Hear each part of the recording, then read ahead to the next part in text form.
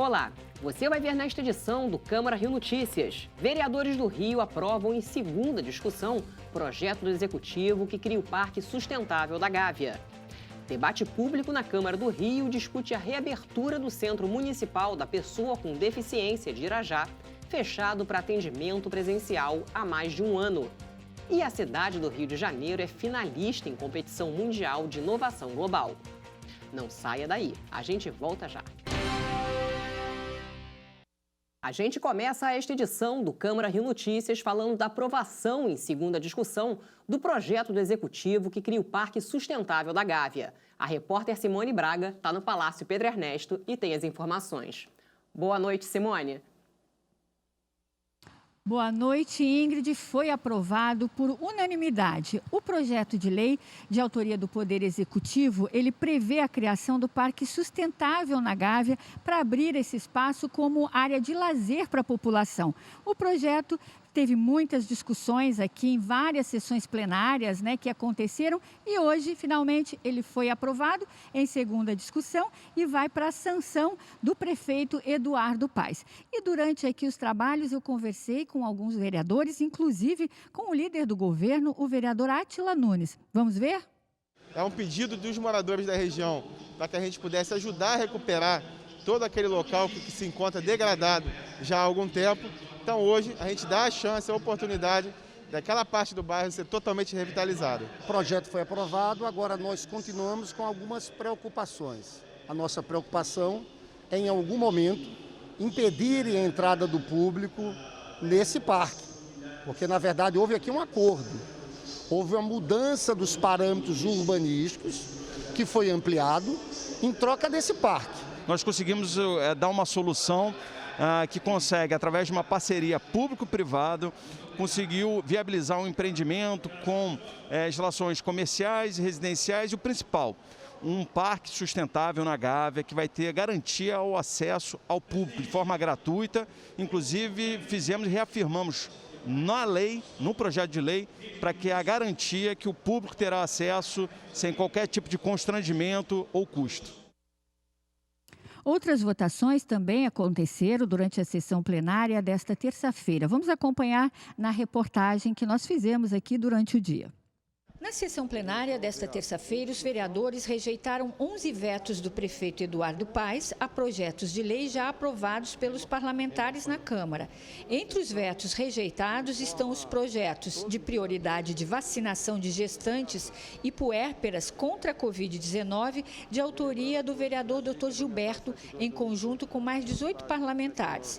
O projeto de lei de autoria da vereadora Tereza Berger, que dá nome de Estação Jornalista Ricardo Boechat, a Estação Parada Cinelândia do VLT, e o projeto de lei de autoria do vereador Zico, que trata da instalação de audiotecas nas unidades públicas de educação especial de ensino do município. Quem ganha com isso é a nossa população, Nossos jovens, nossas crianças que têm dificuldade de enxergar, que ganha com esse projeto, porque é um projeto que eles vão poder ter ouvir a aula, Então eles vão aprender com mais facilidade. Além dos 11 vetos votados e rejeitados, aqui no plenário hoje, os parlamentares aprovaram em segunda discussão o projeto de lei de autoria da vereadora Verônica Costa, com a coautoria de 18 vereadores.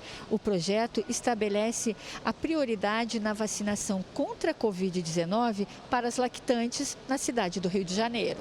A inclusão das lactantes no grupo prioritário da vacinação é importante porque os bebês apresentam um risco maior quando as mães são infectadas pelo vírus, aumentando a probabilidade de óbitos infantis.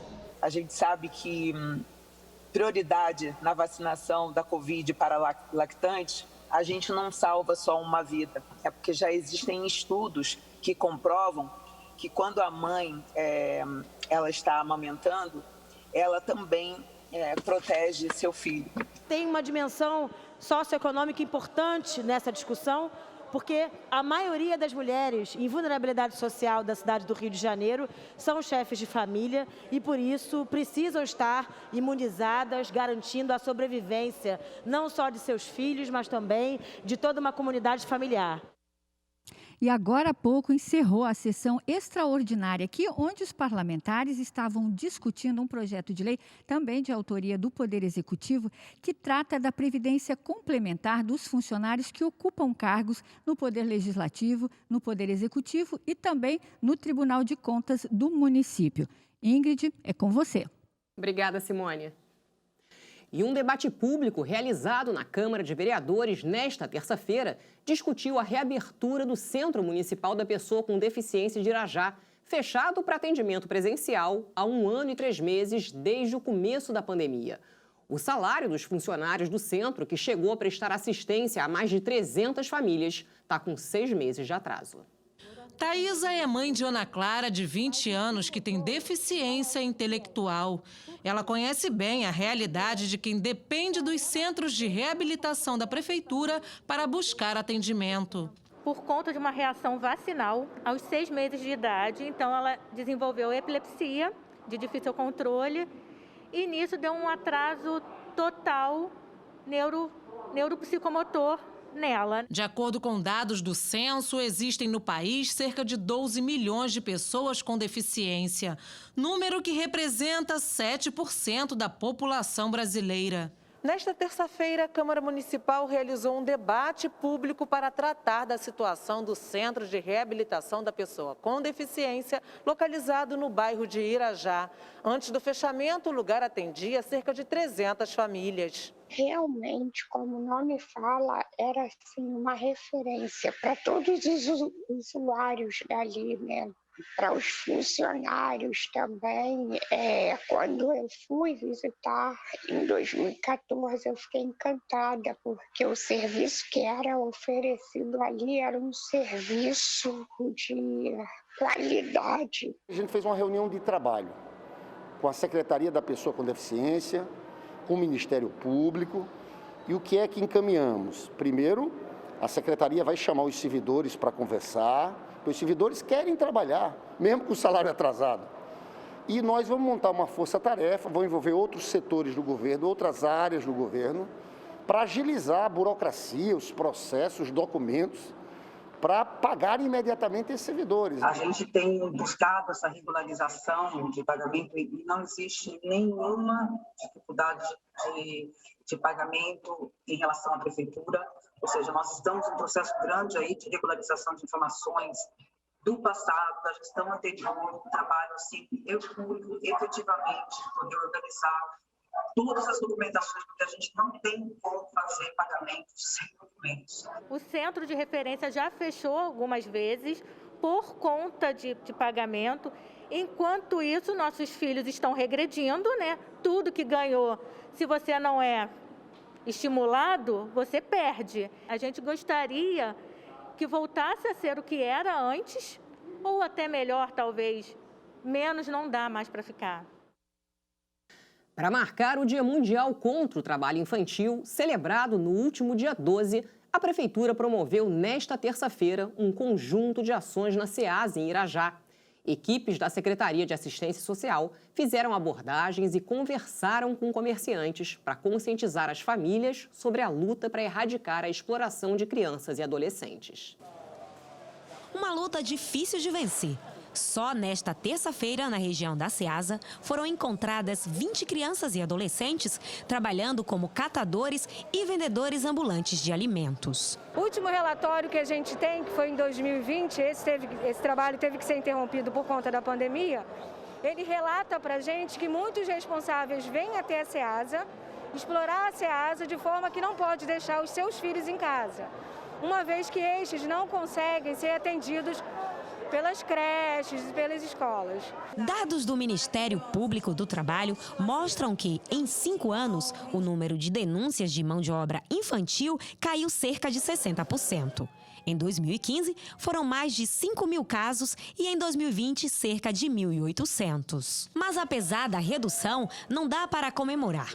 Segundo o Ministério Público, a diminuição não significa que caiu o número de crianças trabalhando. Os casos de exploração é que deixaram de ser denunciados. Em 2015, a Câmara Municipal aprovou uma lei que suspende o alvará de funcionamento de empresas flagradas usando mão de obra infantil. 2021 foi eleito pela ONU como ano internacional para a eliminação do trabalho infantil. No mundo são mais de 160 milhões de casos e pode vir a aumentar no próximo ano.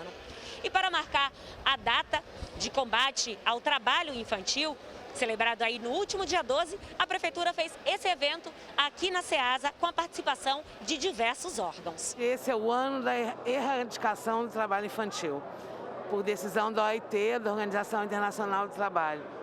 E junto com várias entidades, com as secretarias de Cultura, Secretaria da Juventude, Secretaria da Mulher, Secretaria de Saúde, nós da assistência achamos que era muito importante aqui no SEASA, que é um espaço onde tem muitos adolescentes que ainda trabalham, um pouco falar dessa questão, um pouco conscientizar as pessoas da importância de entender que criança e adolescente tem que ir para a escola. Durante o evento, a população aproveitou vários serviços e atividades interativas oferecidos pela Guarda Municipal e outros parceiros. Com esse trabalho de conscientização, estamos abrindo a agenda do futuro, que é o quê?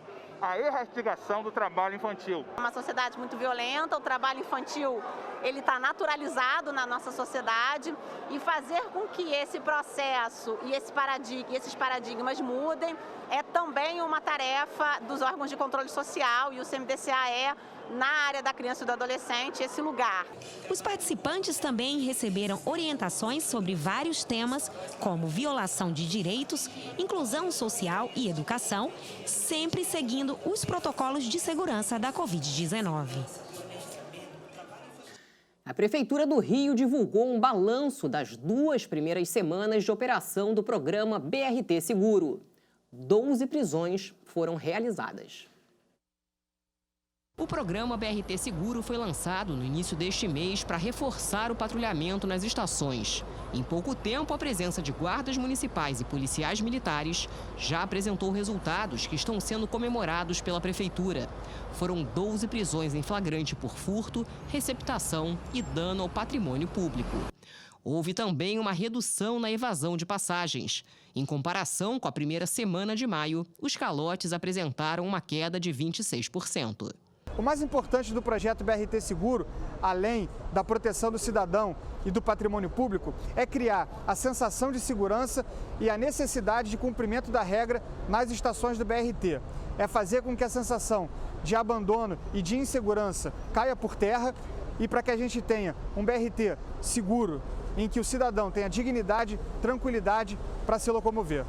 Para o BRT Seguro se tornar realidade, a Câmara Municipal do Rio teve um papel fundamental.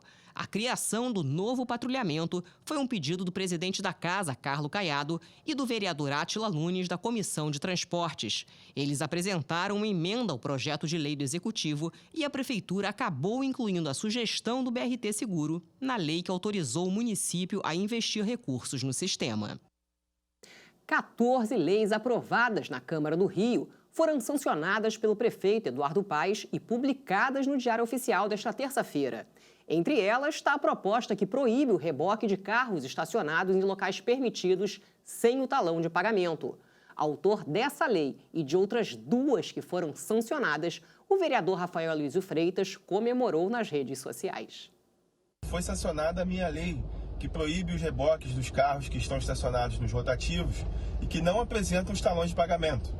Então, valendo a partir de hoje com a sanção do prefeito Eduardo Paes. Também foi sancionada a lei do polo gastronômico da Dias Ferreira. Então, foi oficializado esse polo, uma lei de autoria minha, junto com os vereadores Marcelo Queiroz, Carlos Caiado e Carlos Eduardo. Além disso, também saiu um novo decreto de regulamentação do uso de mesas e cadeiras, de acordo com aquela nossa lei aprovada no ano passado, e as regrinhas estão hoje também no Diário Oficial. E você vai ver no próximo bloco. A cidade do Rio de Janeiro é finalista de um prêmio global de inovação tecnológica. Parlamentares se reuniram com representantes da Prefeitura para tratar das emendas do projeto Reviver Centro. A previsão é que nesta quinta-feira o projeto seja discutido no plenário. A reunião aconteceu na sala da presidência da Câmara Municipal. Parlamentares apresentaram aos representantes da Prefeitura mais de 100 emendas para os 2 projetos relacionados ao programa Reviver Centro, que tem o objetivo de revitalizar o centro da cidade. A ideia nossa, vereadora, desculpa, conforme a gente falou, e eu estava agradecendo aqui o Átila, é dar a oportunidade que todos apresentem a sua emenda. Entre as emendas, destaque para projetos relacionados ao incentivo da moradia social e a criação do Distrito da Vivência e Memória Africana, no Cais do Valongo, que visa promover a cultura e o turismo na região. Existe um entendimento geral por parte dos vereadores, o objetivo é o mesmo, que todos nós consigamos revitalizar o centro da cidade, através não só das atividades econômicas, mas também com residências. O que há de divergência, na realidade, é a forma de chegar a esse ponto. Então, hoje a reunião foi fundamental para fazer uma análise de mais de 100 emendas propostas pelos vereadores para ver aquelas que já têm consentimento e aquelas que, na realidade, acabarão servindo para um debate mais aprofundado dentro do plenário na segunda votação. Os 2 projetos sobre o Reviver Centro foram aprovados em primeira discussão no plenário. A previsão é que, após a análise das emendas, ele volte para cá já nesta quinta-feira.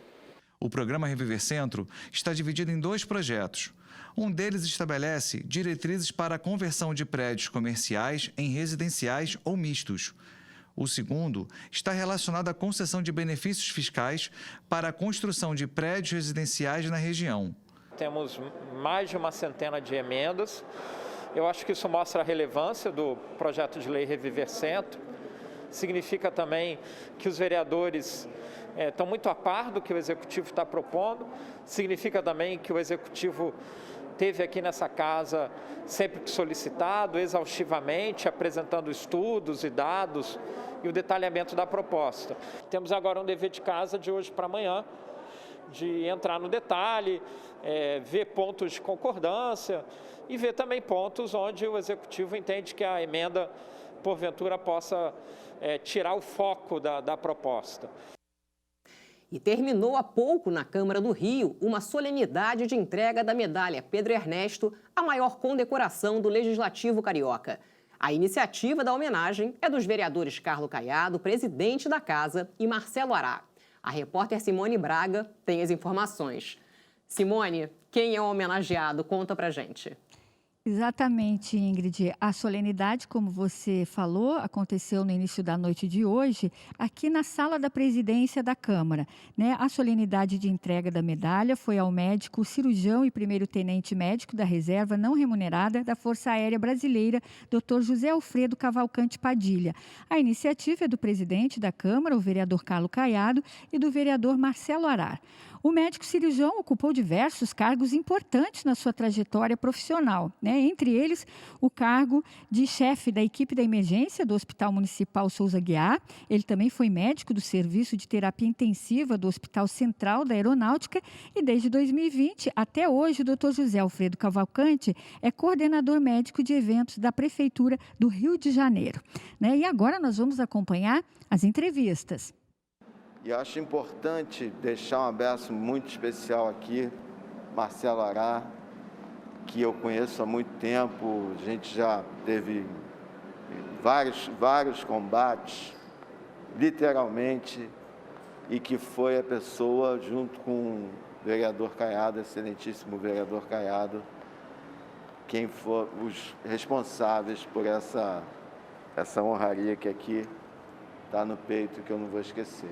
Esse momento está registrado nos anais aqui do Parlamento Municipal e com certeza ele está enobrecendo mais ainda a história da Câmara Municipal e da entrega das medalhas Pedro Ernesto, que são concedidos a todos aqueles de extrema importância e relevância em nosso município.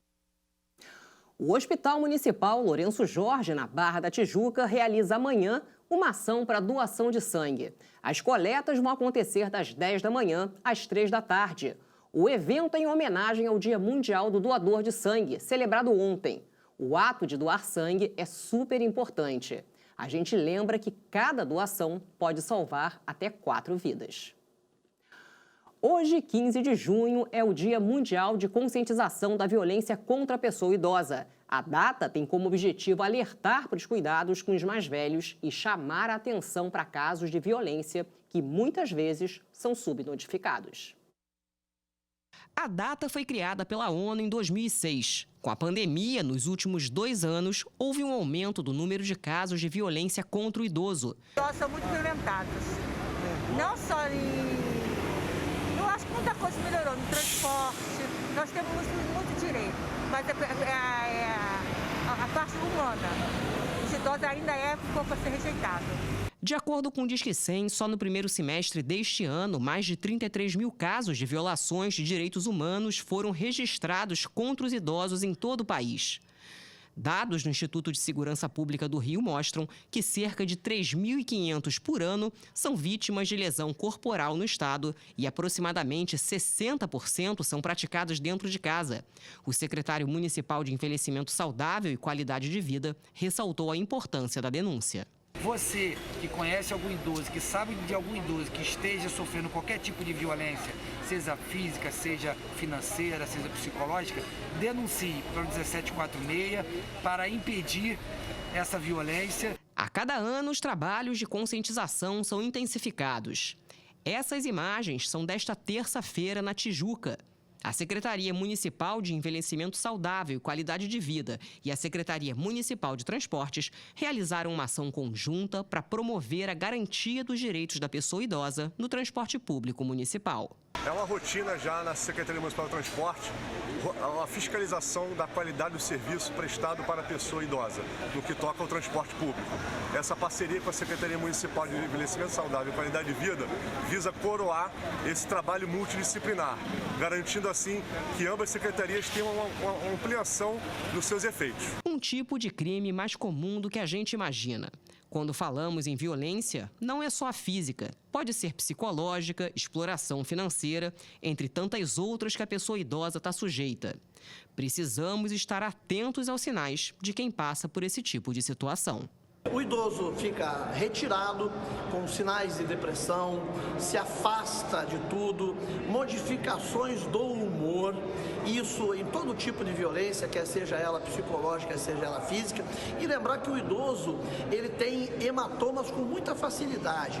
A pele da pessoa de mais idade é uma pele muito fina, os capilares são muito finas e frágeis, então qualquer encostão pode acarretar hematomas que podem então sugerir, evidenciar algum tipo de violência física contra esse idoso. A Câmara Municipal do Rio de Janeiro, através da Comissão do Idoso, ela visa conscientizar a população idosa e as demais, e os envelhecentes, através da distribuição do Estatuto do Idoso e fazer parcerias com a Delegacia do Idoso, com o Ministério Público, com a Defensoria Pública, além de fiscalizar os órgãos que tratam das questões ligadas ao idoso. E o Rio de Janeiro está entre as 50 cidades que vão disputar um prêmio de inovação tecnológica de um programa americano dedicado a salvar e melhorar vidas ao redor do planeta. A cidade concorre com um projeto idealizado pelo secretário municipal de Planejamento Urbano, Washington Fajardo, que já foi testado numa das maiores favelas cariocas. A Rocinha foi a favela escolhida para testar o projeto, que nasceu quando o secretário municipal de Planejamento Urbano morava nos Estados Unidos.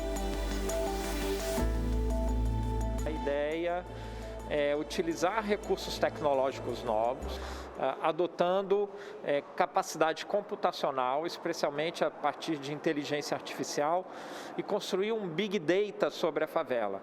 Ou seja, ter uma capacidade de ter uma leitura analítica, computacional desse ambiente construído que é muito complexo.